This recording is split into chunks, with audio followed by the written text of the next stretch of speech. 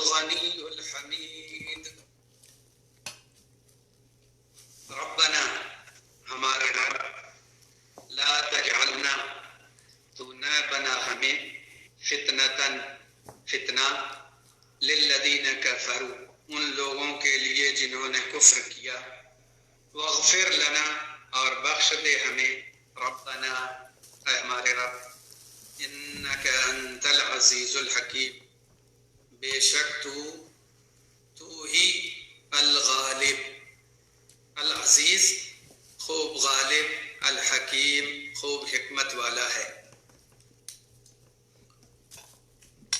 بات چل رہی ہے ابراہیم علیہ السلام کی اتباع اور ان کی پیروی کرنے کی، اور ان کی دعائیں جو تھیں اللہ تعالیٰ نے اس کا تذکرہ کیا۔ اس سے پہلے بھی کہا ربنا علیک توکلنا والیک انبنا والیک المصیر، اور پھر مزید دعا کی ربنا لا تجعلنا فتنة للذین کفروا واغفر لنا ربنا انک انت العزیز الحکیم۔ اے ہمارے رب تو ہمیں فتنہ نہ بنا کافروں کے لیے، ہمیں بخش دے اے ہمارے رب، بے شک تو ہی غالب خوب حکمت والا ہے۔ اس دعا میں فتنہ بننے کی تذکیر ہے، یعنی ذکر کیا گیا ہے کہ مومنوں کو اللہ تعالیٰ فتنہ نہ بنائے کافروں کے لیے۔ مومن کس طرح فتنہ بن جائیں گے کافروں کے لیے؟ اس کی دو وجہ علماء لکھتے ہیں۔ ایک وجہ تو یہ ہے کہ کافروں کو اے اللہ ہم مسلمانوں پر غلبہ اور قوت مت عطا کر کہ وہ غالب آ جائیں اور ان کا تسلط ہو جائے ہمارے اوپر اور ہم مغلوب اور ان کی ماتحتی میں ہو جائیں۔ اس طرح وہ یہ سمجھیں گے کہ وہ حق پر ہیں اور مسلمان باطل پر ہیں، تو ہوگا یہ کہ وہ دین میں داخل نہیں ہوں گے، کلمہ نہیں پڑھیں گے، توحید اختیار نہیں کریں گے، یہ سوچ کر کے کہ اگر مسلمان حق پر ہوتے تو وہ مغلوب کیوں ہوتے اور ان پر ہمارا تسلط کیوں ہوتا۔ اور دوسرا ایک معنی یہ بتایا ہے کہ اے اللہ ہمیں فتنہ نہ بنا کافروں کے لیے، یعنی ہم پر کوئی عذاب نہ بھیج یا کافروں کی طرف سے ہمیں کوئی سرزنش اور عذاب اور سختی نہ ہونے پائے کہ ہم تکلیف میں ہو جائیں، عذاب اور مصیبت میں ہو جائیں۔ تو یہ عذاب اور مصیبت اے اللہ تو ہم پر نہ بھیج اور نہ ہی کافروں کے ذریعے ہم پر کوئی مصیبت اور عذاب آئے، ورنہ ہم فتنہ بن جائیں گے کافروں کے لیے کہ وہ یہ سمجھیں گے کہ وہ حق پر ہیں ہم باطل پر ہیں، تبھی تو ہم عذاب اور مصیبت میں مبتلا ہیں اور وہ عیش و آرام سے سکون سے ہیں۔ تو اس طرح وہ ان کے ایمان نہ لانے کے لیے کہیں ہم سبب نہ بن جائیں مصیبت میں پڑنے کی وجہ سے، تو اے اللہ اس طرح کے اسباب پیدا کر کے ہم کو فتنہ نہ بنا اور ہم ان کے لیے اسلام سے دور ہونے کا سبب نہ بنے۔ اور یقیناً اللہ تعالیٰ ہی غالب ہے اور وہ خوب حکمت والا ہے، وہ خوب جانتا ہے کہ مسلمانوں کے ساتھ کیا معاملات رکھنے ہیں اور کفار کے ساتھ کیا معاملات رکھنے ہیں، اور کب مسلمانوں کو سرفرازی اور عزت عطا کرنی ہے اور کب ان کو امتحان میں مبتلا کرنا ہے۔ یہ ساری چیزیں اللہ تعالیٰ خوب جانتا ہے، اور حقیقت تو یہی ہے کہ اللہ رب العالمین مومنوں سے محبت کرتا ہے اور کفار سے محبت نہیں کرتا۔ البتہ مومنوں کے لیے جو آزمائشیں، جو عذاب، جو مشکلات آتی ہیں، یہ حقیقت میں ان کو شر و فساد سے یا بے دینی سے یا بے توجہی سے اللہ کی طرف لانے کے لیے اور رجوع کرنے کے لیے ہوا کرتی ہے، تاکہ لوگ خواب غفلت سے بیدار ہوں اور دوبارہ اللہ کی طرف رجوع کریں اور اس کی خالص عبادت کر کے اس کو راضی کریں۔ لقد كان لكم فيهم أسوة حسنة لمن كان يرجو الله واليوم الآخر ومن يتول فإن الله هو الغني الحميد. لقد البتہ تحقیق کان لکم ہے تمہارے لیے فیہم ان میں اسوۃ حسنہ بہترین نمونہ لمن اس شخص کے لیے جو کان یرجو امید رکھتا ہے اللہ کی یعنی اللہ سے ملنے کی والیوم الآخر اور یوم آخرت کی ومن یتول اور جو روگردانی کرے منہ پھیرے فإن اللہ هو الغنی الحمید تو بے شک اللہ وہی بے پرواہ نہایت قابل تعریف ہے. پھر اللہ تعالیٰ نے ابراہیم علیہ السلام اور ان کے ماننے والے مسلمانوں میں ہمارے لیے نمونہ بنایا اور کہا کہ تمہارے لیے ابراہیم علیہ السلام بھی نمونہ ہے اور ان کے ماننے والے بھی نمونہ ہیں. لیکن یہ نمونہ ان مسلمانوں کے لیے ہیں جنہیں آخرت کی امید ہے، اللہ سے ملنے کی امید ہے اور اللہ کے پاس اجر عظیم پانے کی امید ہے. ان لوگوں کے لیے اس نمونے کا فائدہ ہوگا اور وہ ان کی اقتدا کر کے کامیاب ہو سکیں گے. لیکن جو منہ پھیرے تو اللہ کو کسی کی عبادت اور کسی کی دینداری اور ایمانداری کی ضرورت نہیں ہے. اللہ کو پرواہ نہیں ہے کسی کی اور نہ ہی اس کو کسی کی حمد و ثنا اور کسی کی عبادت کی ضرورت ہے. اللہ تعالیٰ نے یہ آداب اور یہ احکام مسلمانوں کو بتا دیے تاکہ وہ اللہ کی فرما برداری کر کے توحید اختیار کر کے کفاروں مشرکین سے منہ موڑ کر کے اللہ کی طرف اپنا چہرہ کر کے اللہ کے لیے مخلص بن جائیں تو اللہ رب العالمین ان کو اپنے قریب کر لے گا، اپنی جنت سے نوازے گا. اس کی طرف سے ہوگی. یہ ہمدردی اور خیر خواہی اور بھلائی کی غرض سے اللہ نے احکام بتائے، لیکن اللہ کا اس میں کوئی فائدہ نہیں ہے اگر کوئی ان احکام پر عمل نہیں کرتا، اگر کوئی ابراہیم علیہ السلام کا اسوہ نہیں اپناتا اور کوئی توحید خالص پر قائم نہیں رہتا تو اس کا نقصان ہوگا. اللہ تعالیٰ کو اس کی عبادت اور اس کے اعمال کی ضرورت نہیں. وَصَلَّى اللَّهُ أَن يَجْعَلَ بَيْنَكُمْ وَبَيْنَ الَّذِينَ عَادَيْتُم مِّنْهُم مَّوَدَّةً وَاللَّهُ قَدِيرٌ وَاللَّهُ غَفُورٌ رَّحِيمٌ.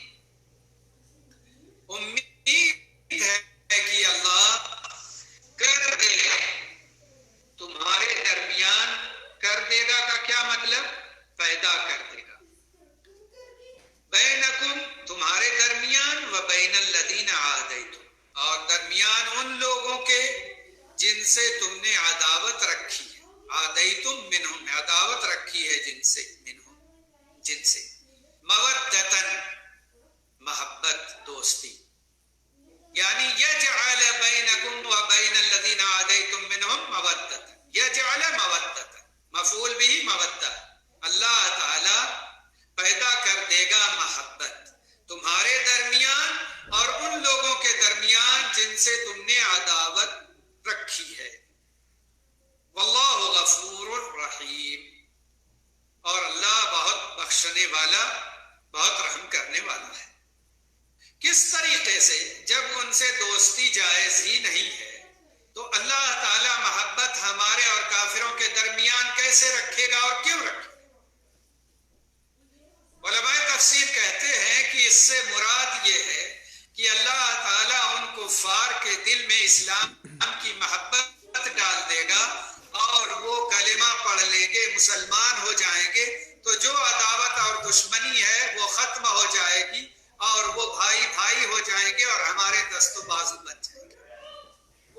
یہ معنی ہے اس کا کہ اللہ تعالیٰ اس بات پر قدرت رکھتا ہے اور یہ امید تم رکھو کہ اللہ تعالیٰ ان کو اسلام لانے کی توفیق دے دے اور پھر جو دشمنی ہے وہ ختم ہو جائے اور آپس میں دوستی اور محبت کا ماحول پیدا ہو جائے.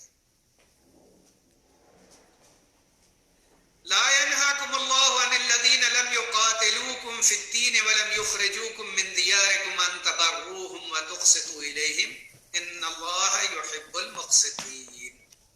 لا ینہاکم اللہ، لا ینہا نہیں منع کرتا، نہیں روکتا، کم تمہیں، اللہ تعالی، عن الذین ان لوگوں سے جنہوں نے لم یقاتلوکم نہیں جنگ کی تم سے، فی الدین دین کی بات، ولم یخرجوکم اور نہیں نکالا تمہیں، من دیارکم تمہارے گھروں سے. یعنی ایسے کفار سے اللہ نہیں منع کرتا ان تبروہم کہ تم ان کے ساتھ حسن سلوک کر، حسن سلوک کرنے سے منع نہیں کرتا. وَتُقْسِطُوا إِلَيْهِمْ اور انصاف کرو ان کے حق میں. ان اللہ یحب المقسطین بے شک اللہ تعالی محبت کرتا ہے انصاف کرنے والوں سے. یہی آیت دلیل ہے اس بات کی کہ جو کفار و مشرکین امن و امان کے ساتھ رہتے ہیں، مسلمانوں سے دشمنی نہیں کرتے، نہ انہیں تنگ کرتے ہیں، نہ اسلام کے خلاف باتیں کرتے ہیں، اور نہ ہی مسلمانوں کو ان کے گھروں سے نکالنے کے درپے ہیں، ایسے کفار سے ہمدردی کر لینا، حسن سلوک کر لینا، ان کے ساتھ رحمت کا معاملہ کر لینا، یہ منع نہیں ہے. اسی لیے علماء کہتے ہیں کہ وہ کفار و مشرکین جو ہمارے ساتھ کام کر رہے ہوں، ڈیوٹی کر رہے ہوں، ان کے ساتھ حسن سلوک کر لینے میں کوئی حرج نہیں. یا جو کفار و مشرکین کمپنی میں یا ان کی رہائش میں ان کے ساتھ پڑ گئے تو ان کے ساتھ رہ لینے اور ان کے ساتھ حسن سلوک کر لینے میں کوئی حرج نہیں. بہتر تو یہی ہے کہ مدیروں اور ذمہ داروں سے کہہ کر اپنا کمرہ یا اپنی سیٹ یا اپنا بیڈ ان لوگوں کے ساتھ کرا لیں جو مسلمان ہیں اور جہاں یا جس کمرے میں مسلمان رہتے ہیں، تاکہ کفار کے ساتھ رہنے کی ضرورت نہ پیش. لیکن اگر یہ ممکن نہ ہو اور ہماری سیٹ یا ہمارا بیڈ ہو گیا ان لوگوں کے ساتھ جو کفار ہیں، تو ان کے ساتھ حسن سلوک کرنے اور معاملات اچھے کرنے میں کوئی حرج نہیں. جب ایک کمرے میں رہتے ہیں تو سوال یہ پیدا ہوتا ہے کہ اب کھانا پینا ایک ساتھ ہو یا نہ ہو. علماء سے جب اس بارے میں پوچھا گیا تو انہوں نے کہا کہ اصل تو یہی ہے کہ کھانا پینا اور دوستی ان سے جائز نہیں. اگر یہ شخص ان کو اسلام کی دعوت دینا چاہتا ہے، اسلامی آداب اور طریقے سکھانا چاہتا ہے، اسلام کی طرف انہیں مائل کرنا چاہتا ہے، اور اس غرض سے وہ ان کے ساتھ کھاتا پیتا ہے تاکہ اسلامی آداب بتا سکے، اسلام کی طرف مائل کر سکے، تب تو جائز ہے. لیکن اگر اس کی کچھ ایسی نیت نہیں ہے اور نہ ہی وہ اسلام کے آداب اور احکام بتاتا ہے، نہ ہی اسلام کی طرف راغب کرنے کی اس کی کوئی نیت ہے، تب ان کے ساتھ کھانا پینا جائز نہیں. اسے چاہیے کہ وہ اپنا الگ بنائے کھائے، وہ اپنا الگ بنائے کھائے اور کوشش کرے جلد از جلد ان سے دور ہونے کی. ورنہ عام طور سے مسلمانوں کو یہ تعلیم ہے کہ وہ جہاں رہیں اسلام کا اظہار کریں اور اسلامی تعلیمات لوگوں کے سامنے ظاہر ہے. تو جو مسلم ان کے بیچ میں پڑ جائے اس کے لیے لازم ہے کہ وہ اسلامی آداب کا اظہار کرے، انہیں بتائے، انہیں سکھائے، انہیں اس کی طرف رغبت دلائے، اسلام کی تعلیم دے، اور اگر اسے نہیں معلوم تو وہ خود سیکھے اور ان کو سکھائے. یہ ضروری ہے، ورنہ ان کے ساتھ رہنا اور کھانا پینا درست نہیں ہوگا. مجبوری کی صورت میں کوئی بات نہیں سنتا کہ یہاں دوسرا کمرہ ملے اسے، تو اس کے ساتھ مجبور ہے رہنے پر، تو یا تو وہ بتائے یا پھر اپنا کھانا پینا سب الگ کرے اور ان سے دوستی اور محبت کا اظہار نہ کرے. تیسری چیز یہ بھی ہے جو لوگ عام طور سے پوچھتے ہیں کفار و مشرکین کے تعلق سے، کہ جب ایک ساتھ کمپنی میں کام کرتے ہیں یا دوسری جگہوں پر رہتے ہیں تو ہدیے تحفے لینا دینا ہوتا ہے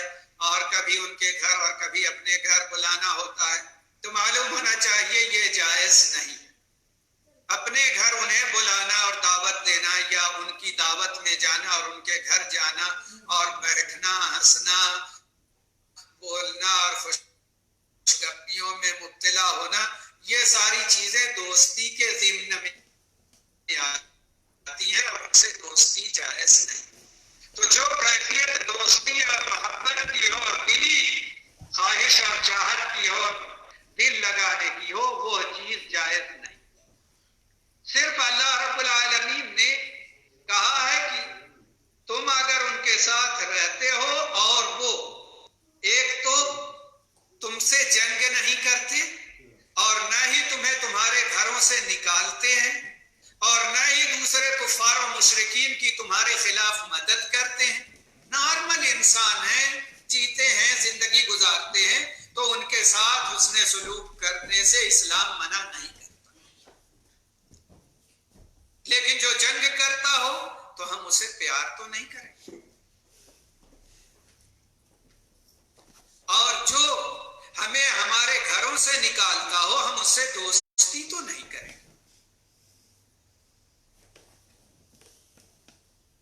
تو یہ شرط رکھی ہے، 3 شرط، کہ وہ ہم سے جنگ نہ کریں اور نہ ہی ہمیں ہمارے گھروں سے نکالیں، نہ ہمارے خلاف دوسرے کافروں کی مدد کریں اور ساتھ دیں۔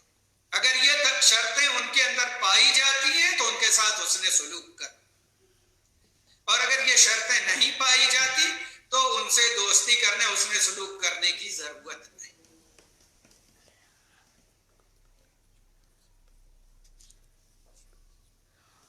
انما ينهاكم الله عن الذين قاتلوكم في الدين واخرجوكم من دياركم وظاهروا على بس ایسے دین سے دشمنی کرتے ہوئے، دین اسلام سے دشمنی کی بنیاد پر انہوں نے جنگ کی، وَأَخْرَجُوكُم مِّن دِيَارِكُمْ، اور تمہیں نکال دیا تمہارے گھروں سے، وَظَاهَرُوا عَلَىٰ إِخْرَاجِكُمْ، اور انہوں نے مدد کی دوسرے کفار کی تمہارے نکالنے میں، یعنی تم کو نکالنے میں انہوں نے دوسروں کی مدد کی۔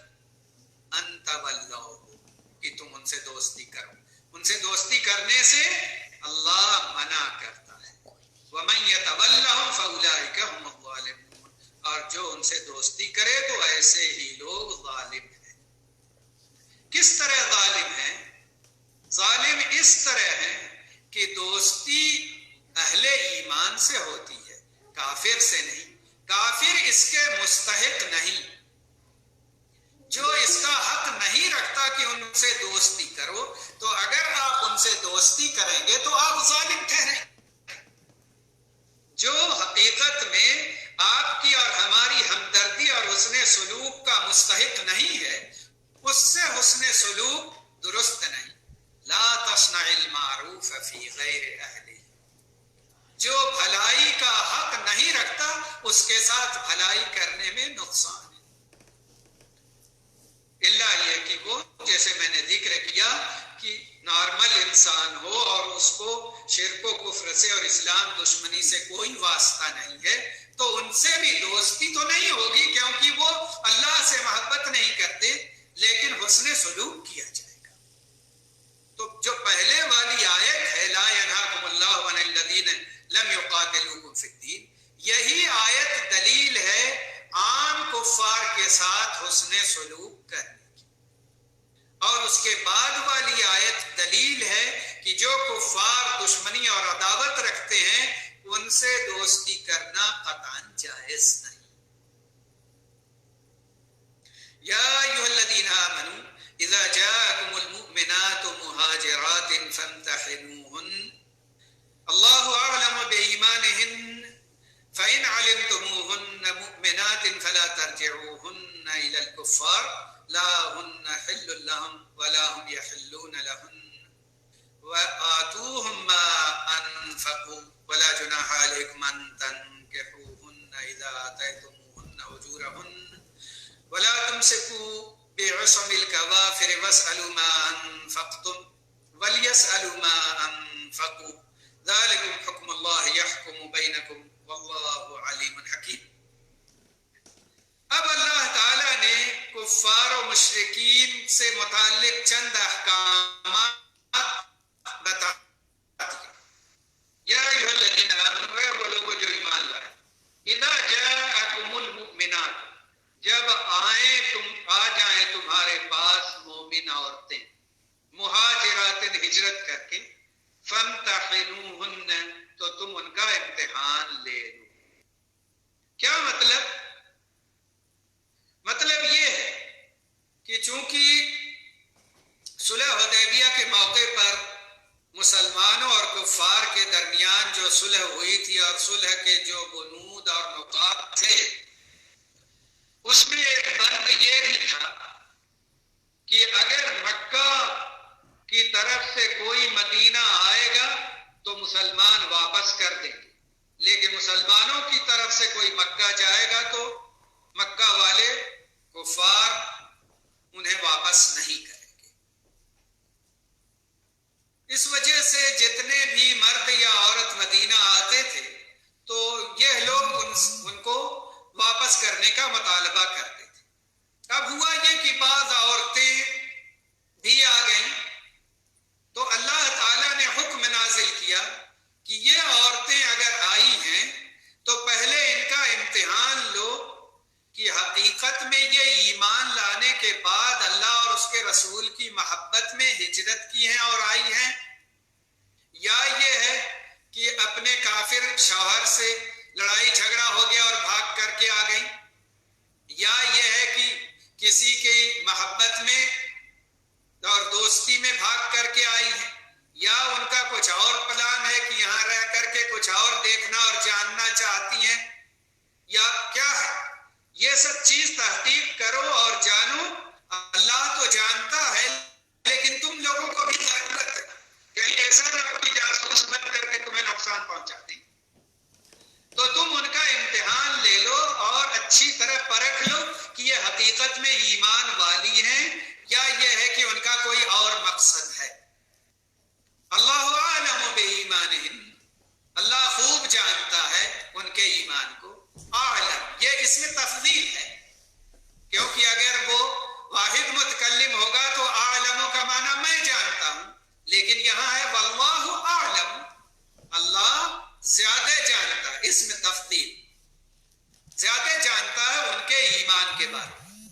फ़इन अलिमतुमूहुन, फिर अगर तुम जान जाओ उनके बारे में, मुमिनातिन, ईमान वालियां, कि वो ईमान वालियां हैं, फला तरजिउहुन्न इलल कुफ़ार, तो न वापस करो उन्हें कुफ़ार की तरफ। ला हुन्ना हिल्लुल लहुम, न वो औरतें यानी मोमिन औरतें जो ईमान ला चुकी हैं हलाल हैं उनका फिर उनके लिए हलाल नहीं है। वला हुम यहिल्लून लहुन, और न वो कुफ़ार हलाल हैं इन मोमिन औरतों के लिए। व आतूहुम मा अनफकू, और उन्हें दे दो जो उन्होंने खर्च किया। अल्लाह ताला ने बता दिया कि इम्तिहान लेने के बाद जब ये पता चल जाए कि हाँ ये ईमान वाली औरतें हकीकत में मोमिन हैं,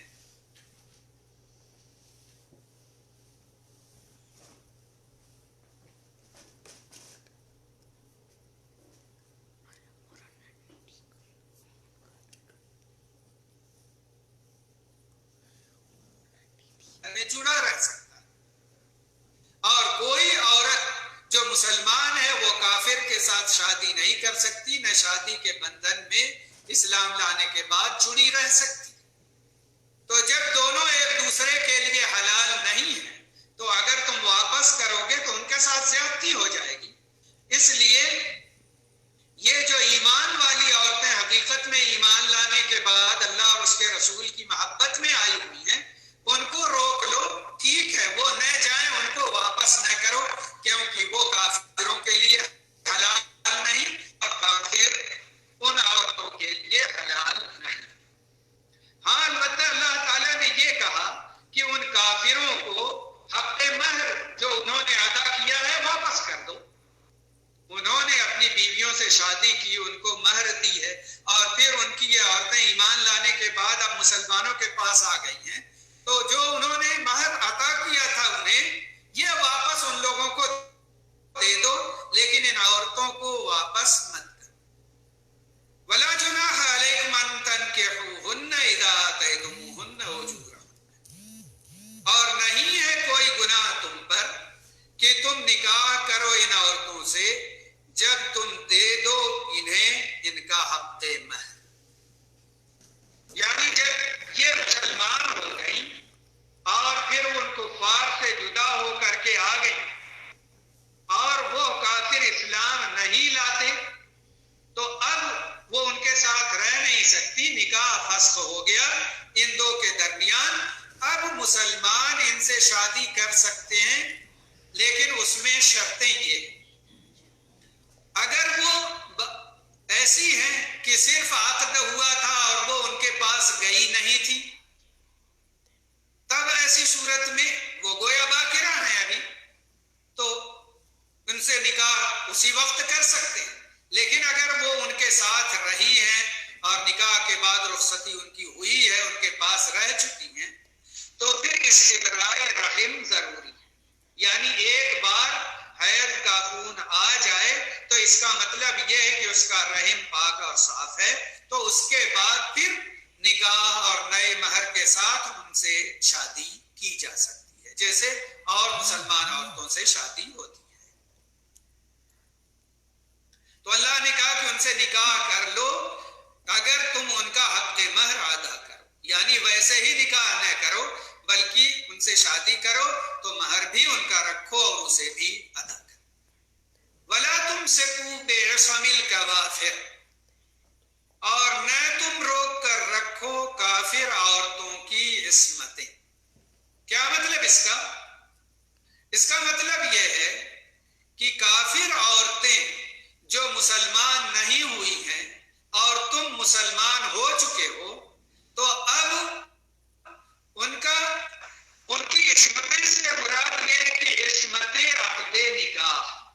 عقد نکاح کی جو عصمت ہے اس کو اب تم روک کر کے مت رکھو بلکہ انہیں طلاق دو اور انہیں جدا کرو. کیونکہ جب تم مسلمان ہو گئے اور ان کا اسلام لانے کا کوئی ارادہ نہیں ہے تب ایسی صورت میں ان کو تم جدا کر دو اپنے سے دور کر دو. ان کی کا عصمت نکاح جو ہے اس کو روک کر کے مت رکھو ان کو تنگ مت کرو. اگر وہ اسلام لاتی ہیں تو وہ تمہاری بیویاں جیسے پہلے تھیں ویسے رہیں گی لیکن اگر وہ اسلام نہیں لاتی تو اب ایسی صورت میں ان کو تم جدا کرو. جب اللہ تعالیٰ نے یہ حکم نازل کیا تو عمر رضی اللہ عنہ نے اپنی 2 مشرکہ بیویوں کو طلاق دے دی. طلحہ بن عبید اللہ رضی اللہ عنہ نے اپنی مشرکہ بیوی کو طلاق دے دی جدا کر دیا کیونکہ اب جب وہ اسلام نہیں لاتی اور اللہ نے حکم دے دیا کہ عصمت نکاح کو اب تم روک کر کے مت رکھو. عصمت عقد نکاح کہ اس عقد کو اب ختم کر دو یہ حکم ہے. اللہ یہ کہ ان کا ارادہ کلمہ پڑھنے کا ہے مسلمان ہونے کا دونوں میں سے کسی کا تب ایسی صورت میں پڑھ لیں دیکھ لیں سمجھ لیں اور اس کے بعد مسلمان ہو جائے پھر اکٹھا ہو جاؤ کوئی حرج کی بات اس میں نہیں. اور یہ بات معلوم ہے کہ نبی صلی اللہ علیہ وسلم کی جو بڑی بیٹی تھی زینب رضی اللہ عنہا تو ان کی شادی ابو العاص بن ربیع سے ہوئی تھی اور وہ مسلمان نہیں تھے کافر تھے.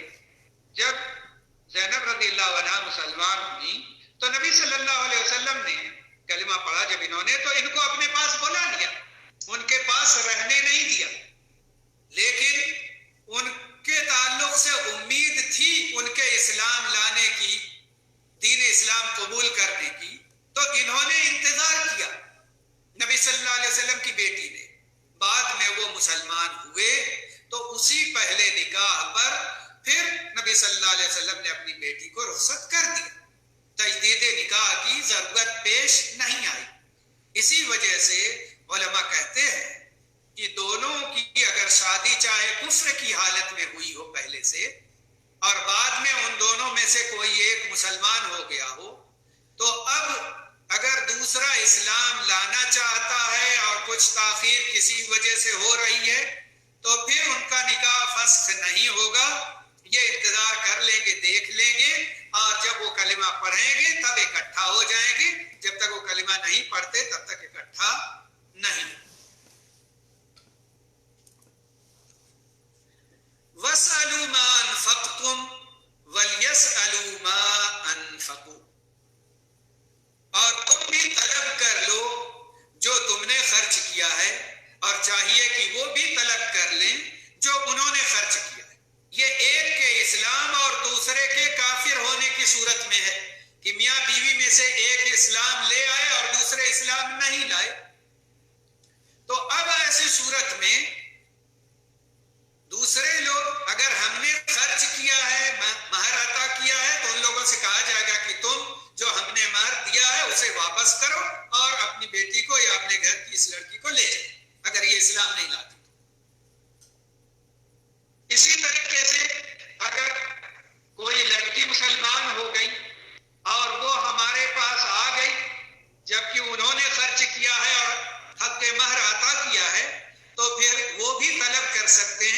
اور ہم ان کا جو حق مہر دیا ہے واپس کر دیں گے، لیکن لڑکی کو ان کے پاس واپس نہیں کریں گے۔